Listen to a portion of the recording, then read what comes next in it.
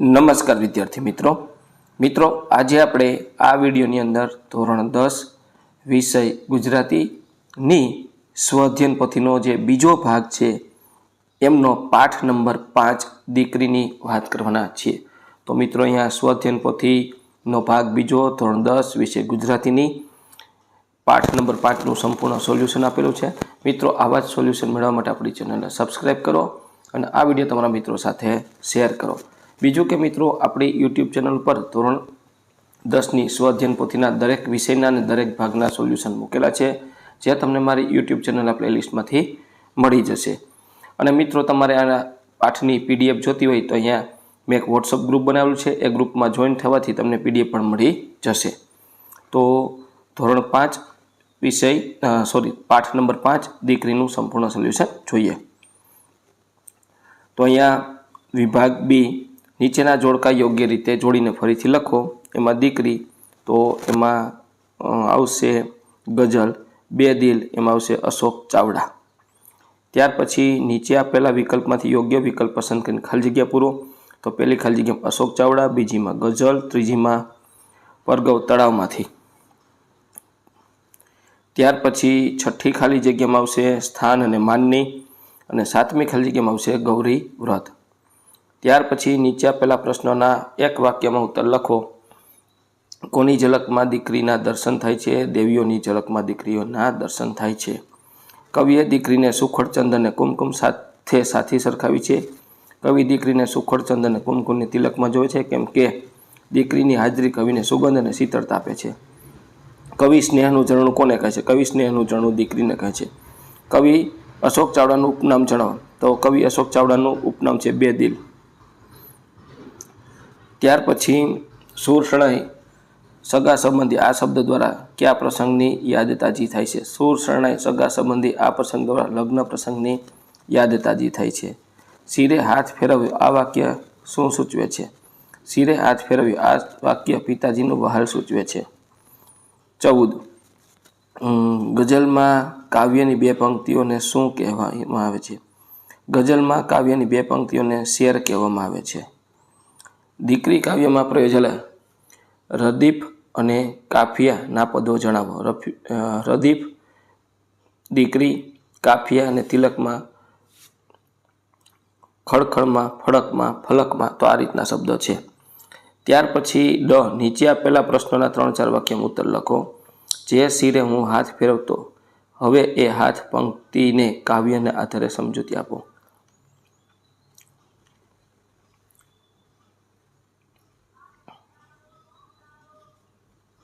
તો અહીંયા આ રીતનો આપણો 16માનો જવાબ આપેલો છે। ત્યાર પછી આપણે 17માનો જવાબ જોઈએ। તો દીકરી કાયમ ચિંતામાં રહી ઉછેર છે એમ કવિ શા પરથી કહે? દીકરી પિતાને ત્યાં ઉછરે છે અને એના ઉછેરમાં કેટલાક સામાજિક બંધનો હોય છે। દીકરી જેટલી સ્વતંત્રતા અને મળતી નથી, તે ભય અને બંધનો સાથે ડરતા જીવે છે, તેથી કવિ કહે છે કે દીકરી ફળકમાં ઉછરે છે। ત્યાર પછી અહીંયા 18માનો જવાબ છે શિલ્પી અને માતા પિતા વચ્ચેની કઈ સામ્યતા અહીં પ્રસ્તુત કરવામાં આવી છે? તો અહીંયા આ રીતનો જવાબ થશે 18માનો। ત્યાર પછી આપણે 19મું જોઈએ। કવિને દીકરીની ઝલક શેમાં દેખાય છે? તો દીકરીની ઝલક કવિને શેમાં દેખાય છે એ લખવાનું છે। તો આ મુજબ આપણા 19માનો અહીંયા જવાબ થશે। ત્યાર પછી નીચે આપેલા પ્રશ્નોના 8-10 વાક્યમાં ઉત્તર લખો। દીકરી કાવ્યનો ભાવાર્થ સમજાવો। પિતાના દીકરી પ્રત્યેના મનોભાવ જણાવો। તો અહીંયા 20માનો જવાબ આ રીતનો છે।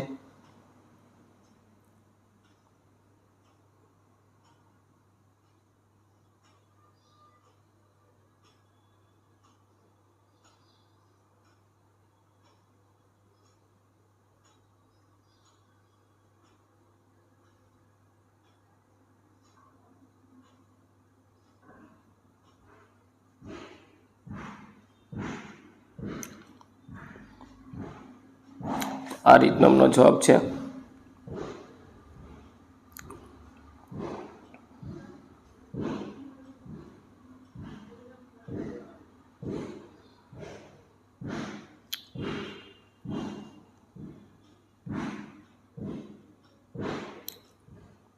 21મું, દીકરીનો ઉછેર કેવી રીતે થવો જોઈએ તે તમારા શબ્દોમાં લખો.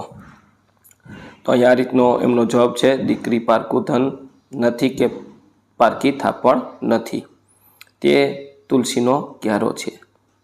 આ રીતનો એમનો 21માનો જવાબ થશે.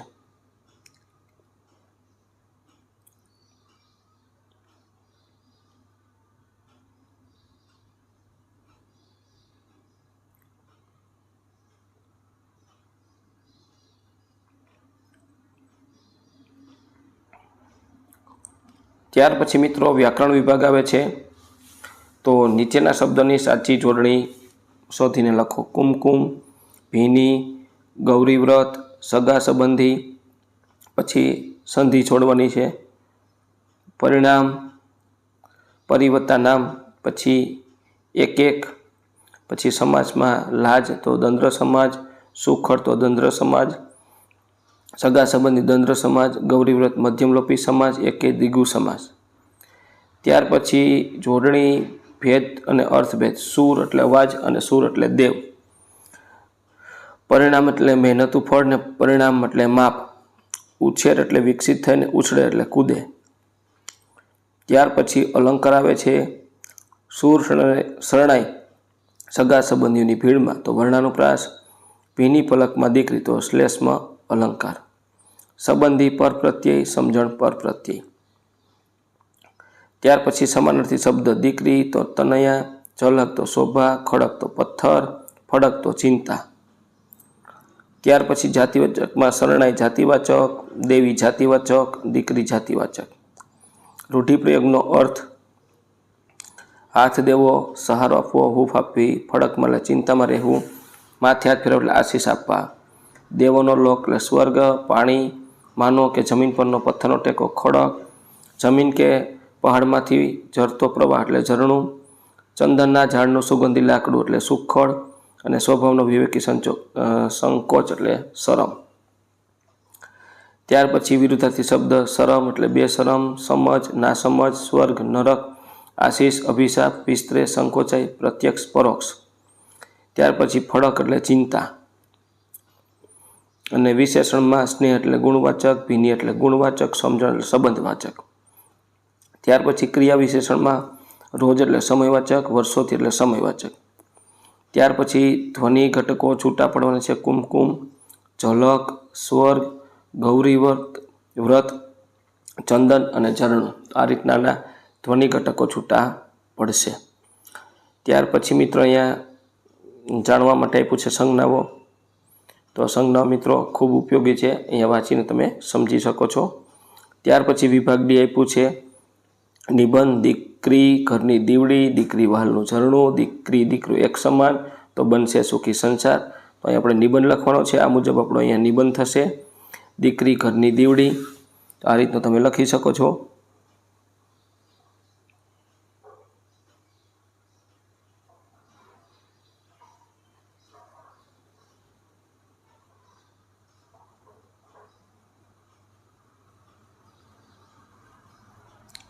ત્યાર પછી બીજો મુદ્દો છે દીકરી વહાલનું ઝરણું.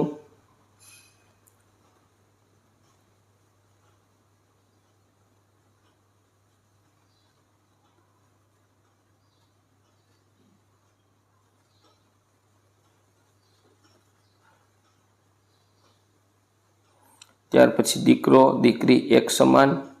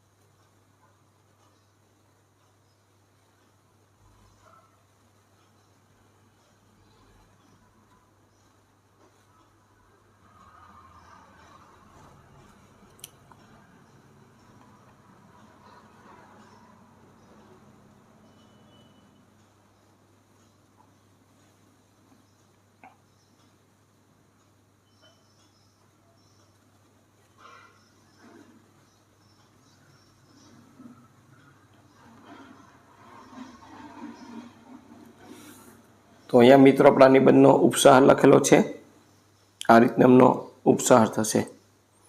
તો મિત્રો આ હતું આપણું ધોરણ 10 વિષય ગુજરાતીની સ્વઅધ્યયન પોથીના પાઠ નંબર 5નું એટલે કે કાવ્ય નંબર 5નું સંપૂર્ણ સોલ્યુશન જોયું. મિત્રો આવા જ સોલ્યુશન મેળવવા માટે આપણી ચેનલને સબસ્ક્રાઈબ કરો અને આ વિડીયો તમારા મિત્રો સાથે શેર કરો. બીજું કે મિત્રો આપણી યુટ્યુબ ચેનલ પર ધોરણ 10ની સ્વઅધ્યયન પોથીના દરેક ભાગના અને વિષયના સોલ્યુશન મૂકેલા છે, જે તમને મારી યુટ્યુબ ચેનલના પ્લેલિસ્ટમાંથી મળી જશે.